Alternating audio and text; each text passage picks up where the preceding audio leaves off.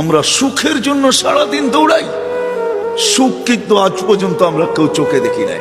দেখছেন না, নারী বলবে না পুরুষ বলবে, না সন্তান বলবে না বাবা বলবে। কেন জানেন? সুখ আসে রহমতের চাদর আসলে, চাদর দিয়ে যখন ডাকা হয় তখন সুখ আসে। আল্লাহর রহমত ছাড়া সুখ আশা করা যায় না। আর আল্লাহর রহমত মুহাম্মদুর রাসূলুল্লাহ ছাড়া পাওয়া যায় না, না না না না না। যদি বলেন প্রমাণ, আল্লাহ ইঙ্গিত দিছেন, আমার বন্ধুর উপরে একবার তুই দুরূদ পড়বি, দুরূদ ওই ব্যক্তি পড়তে পারে যে আল্লাহর রসুলকে ভালোবাসে, মহাব্বত করে, আল্লাহর রসুলকে অনুকরণ করে ওই দুরূদ পড়তে পারে।